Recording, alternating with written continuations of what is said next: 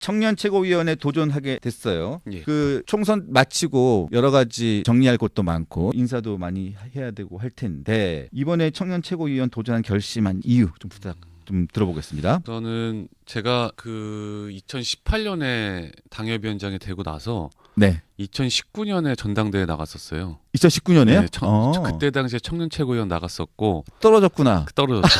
떨어졌죠. 그러고 나서 이제 이 내리 총선 2번 실패했습니다. 실패하면서 이번 총선이 끝나고 나서 정치를 계속해야 하는지에 대한 고민이 많았어요. 이것을 제가 계속 이 정치라는 것을 그러니까 계속해야 돼야 될까에 대한 고민이 많은 상황이었는데 이번 전당대회 출마를 결심한 이유는 이제 우선은 그 지금 저 상대방에서 후보들이 쭉 있잖아요. 청년 최고위원 후보들이. 근데 제가 2019년에 전당대회 출마했던 말씀을 드렸던 게 그 당시에 저는 이제 2014년에 입당을 해서 우리 당을 지킨 청년인데 이 청년 최고위원이라는 것은요. 청년 최고위원. 그러니까 지도부를 청년을 좀 배려하겠다는 의미로 있는 겁니다. 근데 어느 순간에 돼서부터는 이게 지금 저렇게 되는 거예요. 이게 비례대표 국회의원들이 자기들 당협위원장 자리 하나를 더 만들려는 심산으로 이 청년 최고위원 자리를 쓰고 있다고 느껴지는 거예요. 그 당시 2019년도에 비례대표 신보라 전 의원한테 제가 그렇죠. 예. 졌었어요. 졌고 예. 이번에 느닷없이 한동훈 위원장이 런닝메이트를 얘기하는데 진종호 국회의원이 이 런닝메이트 청년 최고위원에 나온 거예요. 이거는 제가 당에서 지금 10년째 당에서 있는 청년으로서 그렇죠. 이것은 제가 참을 수 없다. 이렇게 되면 우리 당의 인재가 모일 수가 없는 구조가 돼요. 악순환의 고리예요. 그래서 이것은 제가 꼭 출마해야겠다. 그런 결심이 섰고 또 원희룡 후보도 이제 워낙 관계가 깊었었어요. 깊은 상황에서 이제 우리가 좀 뜻을 같이 펼쳐보자 이 이야기를 하셔서 제가 30분 정도 고민하고 그냥 바로 출마했습니다. 아 원희룡 장관님이 같이 하자고 전화를 하셨군요. 예. 예, 그렇군요. 근데 사실 그 진종호 의원은 지금 이게 청년 최고위원의 나이가 자격 몇 살까지예요? 만 45세로 저는 알고 있습니다. 만 45세. 예. 그 만 45세면 지금 7월 23일이잖아요. 예. 그러면 만 45세면 7월 23일까지 만 45세. 그렇죠. 이제 등록 기준으로 이제 후보자 등록 기준으로 만 45세면 가능한 건데 지금 진종호 후보가 10월까지면 만 45세가 끝나요. 3개월 뒤면. 그러니까 이제 아마 최연장자의 청년 최고위원 후보이지 않을까 이런 생각. 그러면 이제 당선이 만약에 되면 청년이 아니네요. 그렇죠. 이제 3개월 지나면 청년이 아닌 거죠. 그러면 청년 최고위원회 어떻게 보면 그래서 그런 비판이 나올 수도 있는 거네요. 그러니까 청년 최고위원 무늬만 청년 최고위원이다.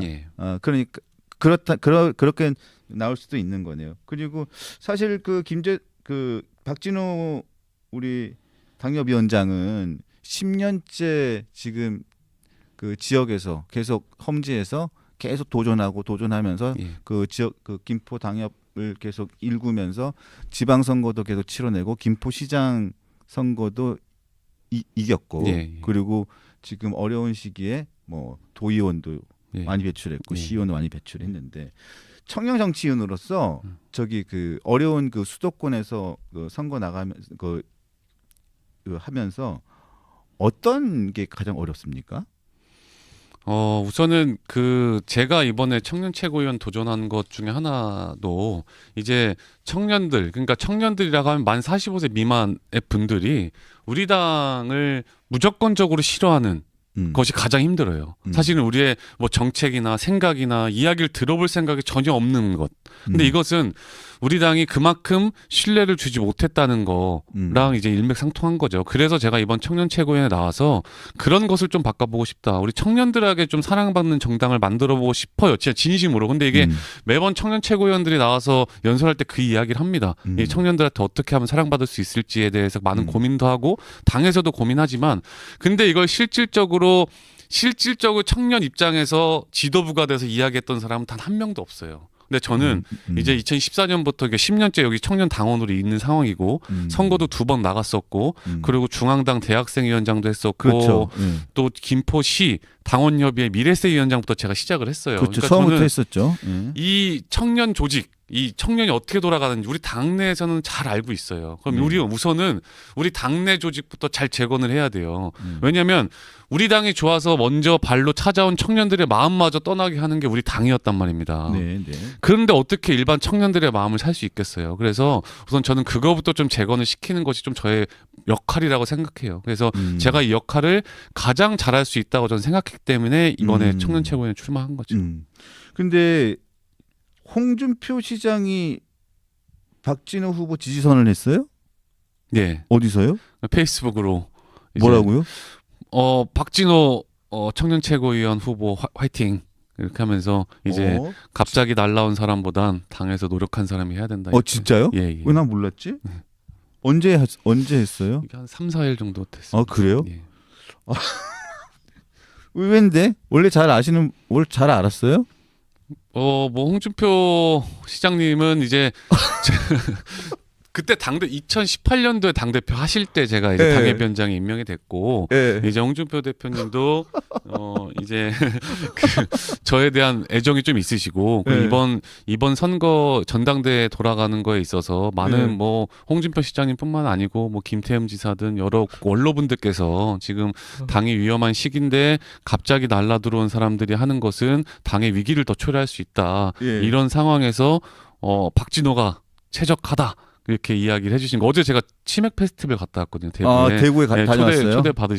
초대 주셔가지고 가서 이제 그 치맥 페스티벌 무대에도 올라가고. 그래요? 네.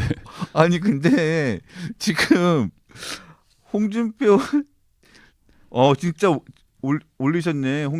박진호 청년 최고위원 파이팅. 갑자기 날아온 사람보다 음지에서 말없이 당을 위해 일하는 사람이 지금 필요한 시점입니다. 근데 오타를 내셨네. 시점입니다. 이 시점이 뭐야? 왜 시점입니다. 김태흠 지사도 지지선언 했어요? 아니에요. 그건 아닌데 그냥 이제 원로분들께서 많이 걱정을 하시는 우리 당에 대한 걱정을 좀 많이 하시고 계시니까. 근데 홍준표 시장님이 지지선 해주시는 게 도움이 될까?